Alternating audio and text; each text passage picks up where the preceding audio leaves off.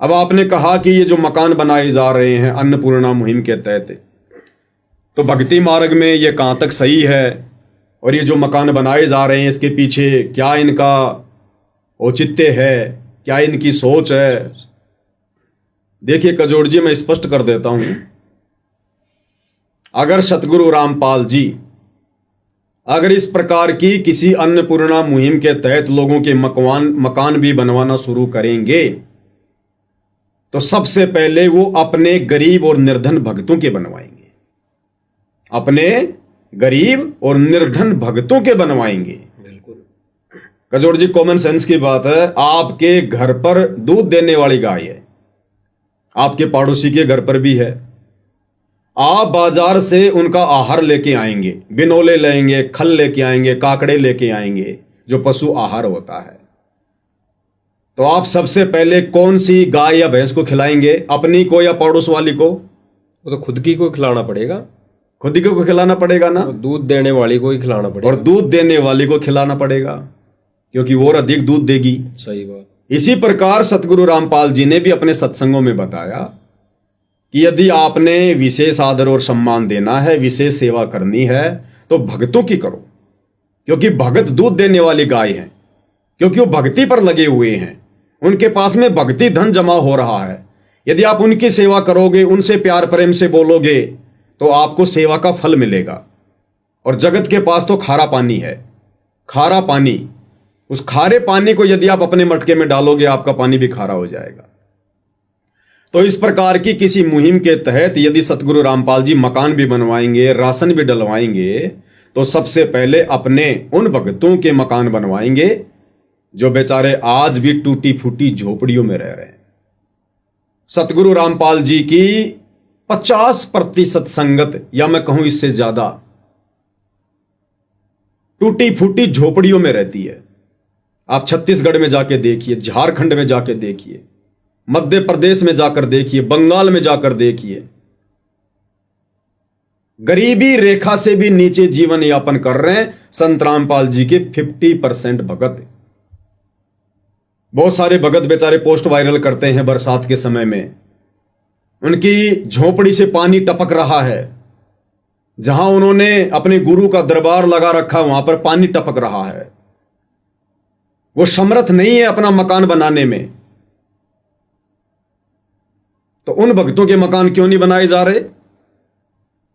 एक भी भगत ऐसा बता दीजिए इस अन्नपूर्णा मुहिम के तहत जिसका मकान बनाया गया हो। ये सारे के सारे मकान अनउपदेशी, जगत वाले, आधी अधूरी भक्ति करने वाले, नशा करने वाले, इन लोगों के मकान बनाए जा रहे हैं। सतलोक आश्रम मैनेजमेंट हरियाणा कमेटी के संपर्क में, उनके रिश्तेदारी में, उनकी जान पहचान वालों के मकान बनाए जा रहे हैं, या फिर किसी गरीब और असहाय का मकान भी बनाया जा रहा है, तो ऐसे गांव में बनाया जा रहा है जहां पर इन आश्रम वालों को पब्लिसिटी मिल सके, इनको वहां पर चौधरी पना मिल सके, इनको मान बढ़ाई मिल सके, इनको गांव वालों का समर्थन मिल सके, इनकी पब्लिसिटी हो जाए।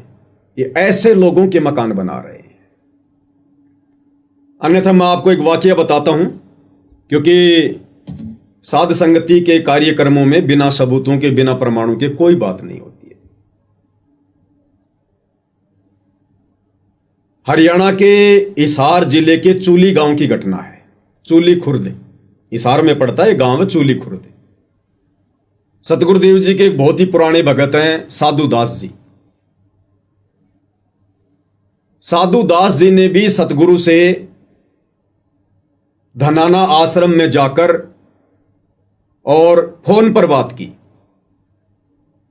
और उन्होंने सतगुरु को अपनी आप बीती बताई, क्योंकि साधु दास जी का घर बिजली के शॉर्ट सर्किट के कारण पूरा का पूरा जल के सवा हो गया। शायद आपने वो वीडियो भी देखा होगा, अन्यथा आपको दिखाएंगे अभी आगे। पूरा घर उनका जल के सवा हो गया, पूरा सामान जल गया। खुद सतलोक आश्रम वाले वहां गए और उन्होंने वहां रिपोर्टिंग की, पूरा वीडियो बनाया, पूरा जायजा लिया, सारा घर बिल्कुल जल के नष्ट। और साधु दास जी ने जब सतगुरु से बात की तो सतगुरु ने हिसार जेल से फोन पर आदेश दिया सतलोक आश्रम वालों को, अन्नपूर्णा मुहिम वालों को, कि भाई आप इस भगत का घर पहले से भी कहीं अच्छा बना दो, पहले से भी बढ़िया घर बनाओ इस भगत का। साधु दास जी बड़े प्रसन्न हुए कि परमात्मा ने दया कर दी, अपने घर पर आ गए। उसके बाद आश्रम वाले गए उस घर का जायजा लेने के लिए। सारा जायजा लिया, सब कुछ देखा। थोड़ा सा मैं पहले आपको वो वीडियो दिखा देता हूं एक बार लाइव में, किस प्रकार से सतलोक आश्रम वाले वहां गए। और जो भगत रिपोर्टिंग कर रहा है, जो पत्रकारिता कर रहा है, वो भी भगत है, बाकायदा उसने सब कुछ देखा और क्या कुछ कहा, ये वीडियो आप जी देखिएगा पूरा ध्यान से। संकट और विपदा की मैं बात करूं तो ऐसे संकट जो है वो पता चला कि इन बच्चों ने संकट और विपदा की मैं बात करूं तो ऐसे संकट जो है वो इंसानों पर आते हैं जिसको देख के हर एक व्यक्ति दंग रह जाए और गांव के अंदर सन्नाटा छा जाता है। इसमें हरियाणा राज्य के जिला हिसार का ये गांव है चूली कला। चूली कला खुर्द और चूली कला और खुर्द जो है ये एक साथ ही दोनों गांव हैं। इसके अंदर मैं मौजूद हूं और यहाँ की अगर बात की जाए तो यहाँ पर जो है बड़ा एक संकट आया और संकट के बाद जो है घर के अंदर जो है पूरा का पूरा जो सामान जलकर खाक हो गया। ऐसी संकट की घड़ी में अगर मैं बात करूं कि मदद किसने की, तमाम वो बातें भी होंगी और हमारे साथ ग्रामीण भी मौजूद है। सबसे पहले मैं ये जो मकान आपको दिखाना चाहूँगा, इसके अंदर की मैं तस्वीरें दिखाऊंगा आपको। ये जो सोने का माचा है, ये जो है वॉशिंग मशीन, ये रबड़ किस तरीके से पिघला है, कितनी बड़ी ये आपदा थी, ये आप देख सकते हैं। और ये सामान मैं दिखाना चाहूँगा, ये जला हुआ सामान है सारा का सारा। ये बहुत बड़ा एक संकट था जिसके अंदर पूरा घर का जो सामान जलकर खाक हो गया। अभी मेरे साथ जो है यहाँ के जो गांव के सरपंच हैं, घर के जो मालिक हैं साधु राम जी, उनसे भी मैं मिलूंगा। छत भी बढ़ गई, इसकी वॉशिंग मशीन, एलईडी वगैरह, मतलब बहुत काफी नुकसान सारा। हाँ, सब माचे मुचे और सब। सतीश जी थोड़ा सा दिखाना एक बार है, बैटरी लेना बैनी वाला जी, बैटरी लेना। ये देखो, आप धीरे धीरे आना भाई, कैमरामैन से कहूँगा थोड़ा सा दिखाना। ये देखो ये क्या क्या हालात बीतते हैं। ये देखो सारा सामान जल के जो है ना खाक हो गया, ये जो तमाम जो सामान है घर का। और कैमरामैन से बस थोड़ा सा यही कहूँगा, यहाँ जो है इनका टीवी था या जो भी था और शॉर्ट सर्किट हुआ है जी। ये यहाँ पर डोरी थी, वहाँ पर शॉर्ट सर्किट से आग लगी है और आग लगने के बाद में ये काट गई है, ये भी जली हुई है। ये छत कभी भी गिर सकती है क्योंकि पूरी तरह जल गई थी और इसको बाद में बुझाया गया है। हम भी अब खतरे में ही खड़े हैं, वैसे ये कभी भी टूट सकती है। कड़ियाँ जो मकान की वो जल चुकी हैं। मैं दिखाना चाहूंगा आपको, आप थोड़ा सा आगे ले कैमरा। हाँ बिल्कुल, ये जो कड़ियाँ आप तस्वीरों में देख रहे हैं ना, हाँ ये सारी जल चुकी है ना जी, सारी जल चुकी हैं ये कड़ियाँ। बिल्कुल। सतीश जी, बेनीवाल जी, आप कह रहे हो जिस प्रकार ये कभी भी गिर सके छत जी, इसके नीचे खड़ा रहना तो खतरे से खाली नहीं है, तो रह नहीं सकता। बिल्कुल। परिवार को भी हम कहना चाहेंगे भाई ये इसके अंदर अब न रहे, क्योंकि इसकी छत का ये दोबारा इसकी छत बदलनी पड़ेगी, उसके बाद में इस काबसात का काम कर इधर। ठीक है, तो ये देखा आपने, तस्वीरें लाइव देख रहे थे आप, कैसा ये मंजर है ये मैं दिखाना चाहूंगा आपको। देखिए सब चीजें जो है वो जल चुकी है, सब चीजें जल चुकी है। ये देखिए आप, सब चीजें नष्ट हो चुकी है, दरवाजे जल चुके हैं, सब चीजें कड़ियां जल चुकी है। और ये देखिए कपड़े, देखिए सब कपड़े जो है वो जले हुए पड़े हैं। डीवीआर था वो भी जल गया, इसके ऊपर था जी, हाँ डीवीआर था यहाँ पे, वो भी जल गया है। ये देखिए किस प्रकार ये पिघला है, ये इसको हम क्या कहें, ये किस प्रकार से कहर जो है ये बरसा और इसके अंदर जो है पूरे परिवार के जो सपने हैं वो चूर चूर हो गए इसके। तो कुजूर जी, आपने अपनी आंखों से देख लिया, दर्शकों ने भी देख लिया, खुद सतलोक आश्रम वाले वहां गए, बाकायदा वीडियो बनाया और खुद कह रहे हैं कि सारा सामान जल के चूर चूर हो गया और जिस छत के नीचे हम खड़े हैं यहां रहना खतरे से खाली नहीं है। और लाइव आप देख रहे हैं, बिल्कुल बुरी हालत में है घर। अब कजोड़ दास जी, क्या इस भगत का घर नहीं बनना चाहिए था? बिल्कुल बनना चाहिए, जबकि ये तो भगत है। भगत है ना, बिल्कुल इनका तो और भी जल्दी बनना चाहिए। पहले बनना चाहिए। जगत वाले तो झूठ बोलकर भी बना सकते हैं, खुद के घर को जलाकर भी बिल्कुल नया बनवा सकते हैं। बिल्कुल उसके बावजूद भी आज कई महीने बीत गए, इस भगत का घर नहीं बनाया गया, इसको मना कर दिया गया सतलोक आश्रम मैनेजमेंट हरियाणा ने, गुरुदेव के परिवार ने। और कारण क्या बताया कि आपके घर पर तो एक मोटरसाइकिल और एक छोटा हाथी टेम्पू अभी शेष है, हम आपका घर नहीं बना सकते। भाई जब सतगुरुदेव जी ने आदेश दे दिया, क्या हिसार जेल में बैठे उस अंतर्यामी भगवान को, ये आश्रम वाले कहते हैं ना वो तो भगवान है, भगवान है, तो भगवान तो अंतर्यामी होता है। तो जब भगत ने प्रार्थना की थी तो क्या भगवान की आंखों के सामने मकान नहीं आया होगा? तो भगवान ने भी सोच समझ के आदेश दिया होगा ना। जब गुरु ने आदेश दे दिया कि भाई इस भगत का मकान पहले से कहीं अच्छा बना दो, तो मुझ पवन दास के हिसाब से तो इन आश्रम वालों ने उस घर पर जो वीडियो बनवाया है भगत को बेचकर, वो भी बेवकूफी है, वो भी मूर्खतापूर्ण कार्य किया इन्होंने।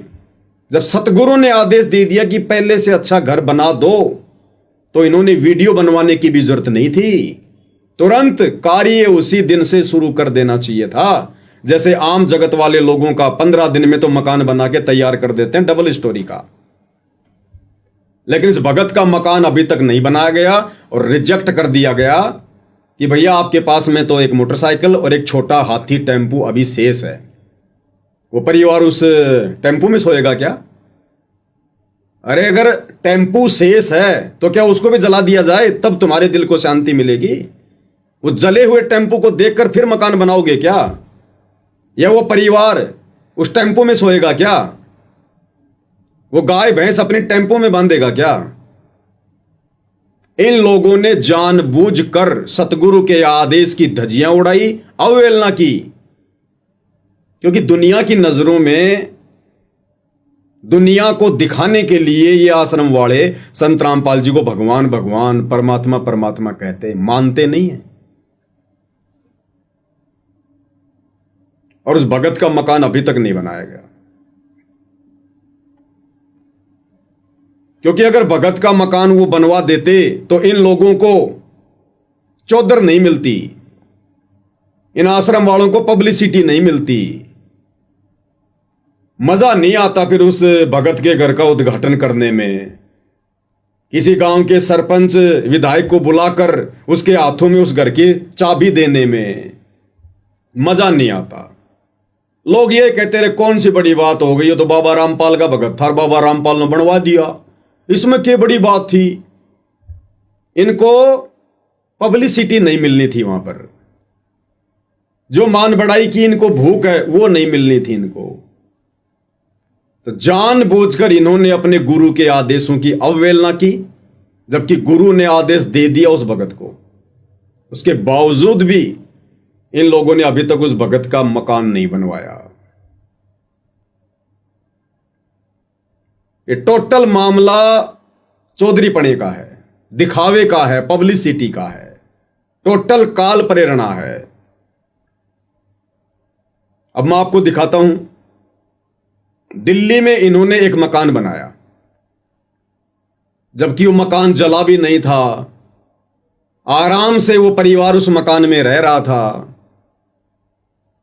टाइम पे अपना खाना पीना भी हो रहा था, लेकिन पब्लिसिटी की भूख में और इन लोगों ने वो मकान बनवाया। और कैसी झूठी एक्टिंग करके संगत से और अधिक दान धर्म लेने का ये प्रयास करते रहते हैं। ये गिरीश भगत है, दिल्ली से है, ये वकील है, गुरुदेव के मुकदमों में भी ये वकील बना हुआ है। इसने आश्रम वालों को इंक्वायरी भेजी कि ऐसे ऐसे दिल्ली में मेरे आसपास के मोहल्ले में एक मकान बनाओ, और वो जगत वाले का मकान बनवाने के लिए, जिस मकान की हालत उस साधुदास भगत से बहुत अच्छी थी, चूली खुर्द इसार वाले भगत के घर से बहुत अच्छी हालत थी उस घर की, फिर भी जबरदस्ती इस गिरीश ने आश्रम वालों से कहकर वो मकान बनवा दिया। और कैसी एक्टिंग कर रहा है भाई, साध संगति से जुड़े हुए भक्तों को लठों से मारने वाले, मरवाने वाले। एक समय दिल्ली में साध संगति थी, इसी गिरीश ने अपने साथियों को भेजकर पुलिस वालों की मदद लेकर और उस साध संगति में भक्तों को बुरी तरह से मरवाया, पिटवाया।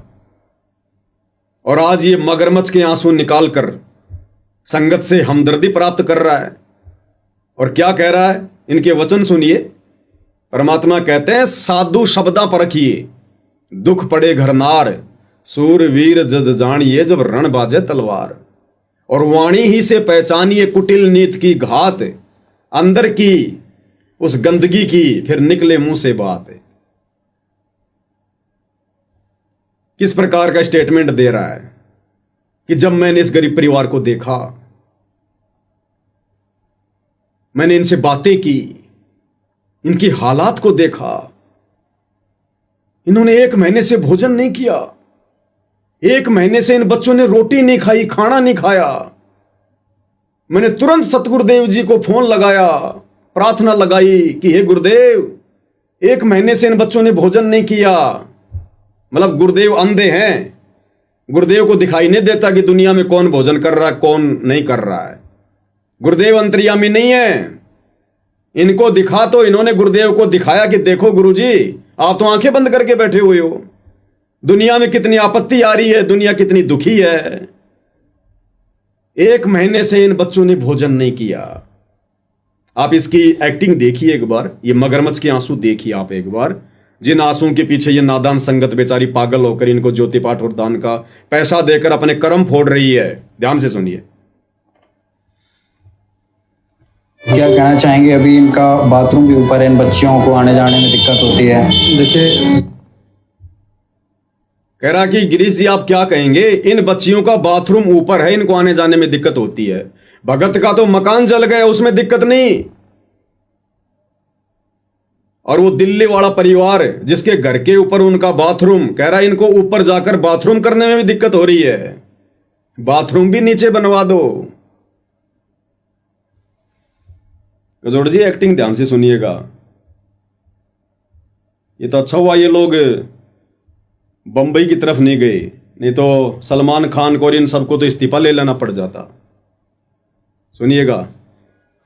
जाने में दिक्कत होती है। देखिए, जो संत रामपाल जी महाराज जी ने किया है ना, वो इस मतलब पूरे ब्रह्मांड में कोई नहीं कर सकता है। ये बच्चे पिछले 1 साल से, क्योंकि आज 1 साल हो गया इनके पिताजी को मतलब जो मृत्यु हुई थी, 1 साल से ये बच्चे बिल्कुल अनाथ का जीवन व्यतीत कर रहे हैं। और मतलब ठीक है, पड़ोसियों ने जितनी उनसे उनका बना, पड़ोसियों ने मदद की। पर जब पहली बार जब हम इन बच्चों के पास आए तो हमें पता चला कि इन बच्चों ने 1 महीने से रोटी तक नहीं खाई है। पर जब पहली बार जब हम इन बच्चों के पास आए तो हमें पता चला कि इन बच्चों ने 1 महीने से रोटी तक नहीं खाई है। इन बच्चों ने 1 महीने से रोटी तक नहीं खाई है। और ये जहां जहां इनके मान सम्मान के कार्यक्रम आयोजित हो रहे हैं वर्तमान में गांव में, जो गांव वाले संत रामपाल जी को सम्मान देने के लिए आते हैं, वहां ये वीडियो चलाए जाते हैं। और नादान संगत इन लोगों की झूठी इस रुआई को देखकर, मगरमच्छ के आंसुओं को देखकर बढ़ चढ़ के दान कर रही है काल प्रेरणा से। कह रहा कि 1 महीना हो गया इन बच्चों ने भोजन तक नहीं किया, भोजन तक। 1 महीना 1 महीना। सुनिए। तो इस तरीके की चीजें जब पता चली ना, तो हमारे हृदय से ऐसे मतलब दर्द हुआ हमें कि भाई मतलब इस काल के लोक में, जैसे संत रामपाल जी महाराज बताते हैं ना, वाकई में ये इतने दुखी बच्चे हैं, मतलब इनका आगे पीछे कोई भी नहीं था। तो हमने तुरंत जो है संत रामपाल जी महाराज को प्रार्थना करी कि बंदी छोड़, इस तरीके की दुर्दशा हो रही है बच्चों की और इतने दुखी बच्चे। हमने तुरंत जो है संत रामपाल जी महाराज को प्रार्थना करी कि बंदी छोड़, इस तरीके की दुर्दशा हो रही है बच्चों की और इतने दुखी बच्चे सब। भाई और बहनों, ये भावनाओं में बहकर निर्णय लेने का समय नहीं है। इसी प्रकार से तो राजा जनक को काल ने ठग लिया था। जब वो स्वर्ग में जा रहा था विमान में बैठ के, तो काल ने राजा जनक को ठग लिया। नरक में 12 करोड़ आत्माओं की वो चित्कार, वो पुकार राजा जनक के कानों में डाल दी। अब इन भक्तों की ये झूठी चित्कार, ये पुकार, ये मगरमच्छ के आंसू, ये एक्टिंग इन नादान संगत को सुनाई जा रही है, ताकि संगत इन कुपात्रों को आंख बंद करके और पैसा दे, और ये कुपात्र उस पैसे का इसी प्रकार से दुरुपयोग करते रहे। कह रहा 1 महीने से इन बच्चों ने कुछ नहीं खाया।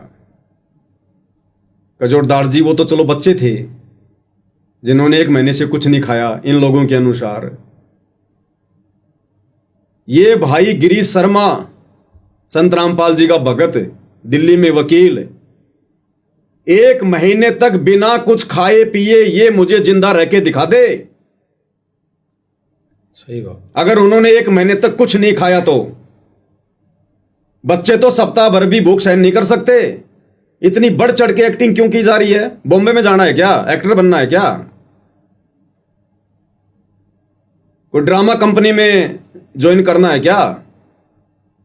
क्यों इतना बढ़ चढ़ के झूठ बोला जा रहा है? क्यों बेचारी नादान संगत को गुमराह किया जा रहा है झूठी एक्टिंग करके? कह रहा है 1 महीने से इन बच्चों ने कुछ नहीं खाया है, कुछ नहीं खाया।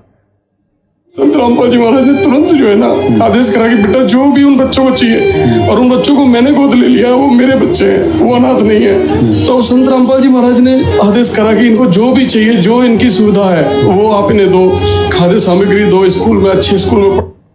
देखा नादान संगत किस प्रकार से आंसू निकाल रही है। इनका घर की मरम्मत कराओ, और इनका जो है जैसे अपने भाई बहनों पर संत रामपाल जी महाराज ने ये भी कहा कि बेटा जब आप उनके पास जाओ ना तो अपने बच्चों की तरह ट्रीट करना। अपने बच्चे जैसे आप अपने बच्चों का ख्याल रखते हो ना, उस तरीके से उन बच्चों को जो है आपने सामान दिलाना है, ये करना है। भगत जी आप यकीन नहीं मानोगे भाई। अब बताओ, चूली गांव का, हिसार जिले का साधु दास भगत, जिसका घर बिजली के शॉर्ट सर्किट के कारण जल के भस्म हो गया, वो दुश्मन था क्या? कह रहा गुरुदेव कह रहे हैं उन बच्चों को अपने बच्चों की तरह व्यवहार करना और तुरंत उनका मकान बनाओ।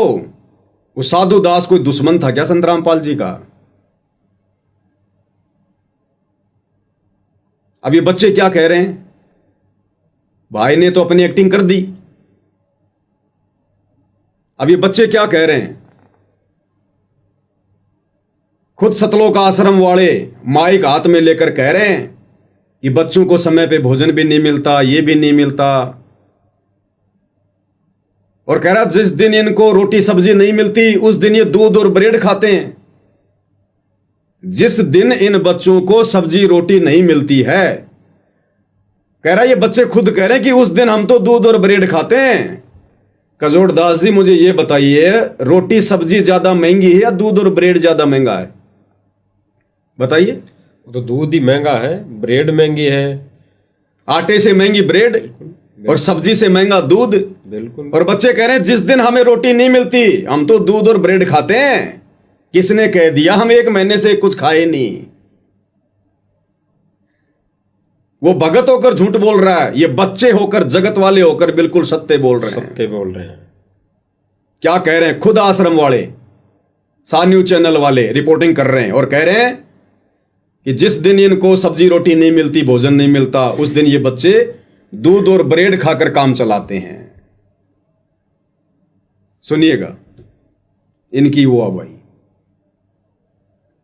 आइए अब मिलते हैं बच्चों से और सुनते हैं कि वे कैसे इन हालातों में जी रहे हैं। बारिश आ जाए तो पानी भर जाता है, घर में पानी भर जाता है जी, और सब जगह से चोने लगता है, किचन भी चोता है जी।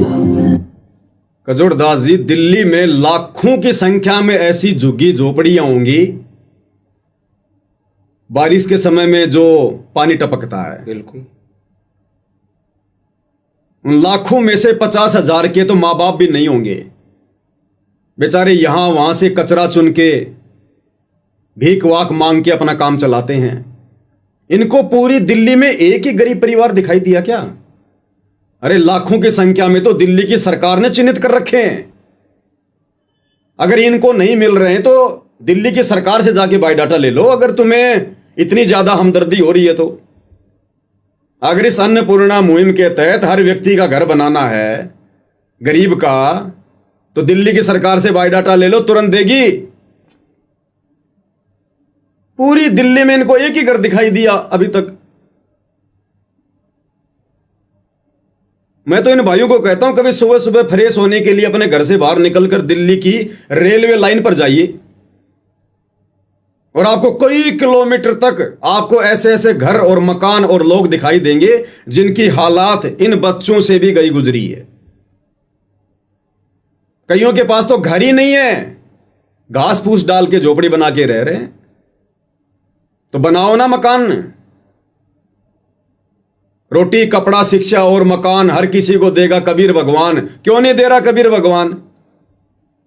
पैसे की कमी आ गई कबीर भगवान के पास, मजदूरों की कमी आ गई कबीर भगवान के पास।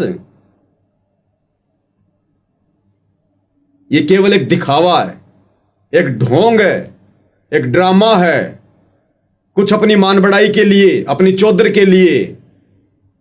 और ज्यादातर ये काल भक्तों की मर्यादा तुड़वाकर इस प्रकार के ड्रामे करवा रहा है। मेन मकसद है आत्माओं की मर्यादा तुड़वाना, सतगुरु के वचन की अवहेलना करवाना। इस परीक्षा के समय में भगत अपनी श्वासों का, अपने समय का सदुपयोग ना कर लें, उसके लिए काल ने इन आश्रम वालों को खड़ा कर रखा है। और ये नादान संगत बेचारी षड्यंत्र को समझ नहीं रही है। ये सूक्ष्म मार्ग है सतगुरु का। काल कसाई तक तक मारे, पग पग पे यो बाणा। संगत समझ नहीं पा रही षड्यंत्र को। इसीलिए तो परमात्मा कहते हैं कि अनंत कोटि बाजी जहां मैंने रचे सकल ब्रह्मांड, और गरीब दास मैं क्या करूं यो काल करे जीव खंड। जबरदस्ती तो परमात्मा भी नहीं करेगा यहां कर। और अंत में सतगुरु यह कहता कि भाई मैं क्या कर सकता हूं बच्चों, मेरा भी काल के साथ एग्रीमेंट है। मैंने तुम्हें ज्ञान दे दिया, समझाने में कोई कमी नहीं छोड़ी, मर्यादा बताने में कमी नहीं छोड़ी। अब यदि तुम मेरे वचन की अवहेलना करोगे, देखा देखे में भेड़ चाल में मेरे परिवार की पूंछ पकड़ के चलोगे, मेरे ज्ञान को आधार नहीं बनाओगे, काल के सूक्ष्म जाल में फंसोगे, तो भैया मैं कुछ नहीं कर सकता। मेरा तो काल के साथ वचन है कि परमात्मा आप नीचे जाना, अपना ज्ञान समझाना, जो आपके ज्ञान को माने, आपकी मर्यादाओं में रहे, उसी को सतलोक लेकर जाना, बाकी को छोड़ देना। तो गुरु क्या करे भाई? इसलिए गुरु कह रहा है गरीब दास मैं क्या करूं यो काल करे जीव खंड। ये काल मेरी आत्माओं की मर्यादा तोड़वा देता है, उनको बहका के मेरे नाम पर कि जाओ जोग जीत संसारा, जीव न माने कहा तुम्हारा, तुम्हारा नाम ले वाद बढ़ाऊं, या विद जीवों को भरमाऊं। कि तेरा ही नाम ले लेके तेरे भक्तों को भ्रमित करूंगा। अगर संगत इन वचनों को ध्यान से सुन लेती, चिंतन मनन कर लेती गुरु के वचनों पर, सत्संगों पर, आज ये नादान संगत अपने सुपात्र सतगुरु को छोड़कर इन कुपात्र सतलोक आश्रम वालों के हाथों में ज्योति पाठ और दान का पैसा ना देती अपने कर्म फुड़वाने के लिए। तो बच्चे क्या कह रहे हैं? आश्रम वाले खुद ही कह रहे हैं कि जिस दिन भोजन नहीं मिलता उस दिन तो ब्रेड रोटी खाते हैं, ब्रेड दूध।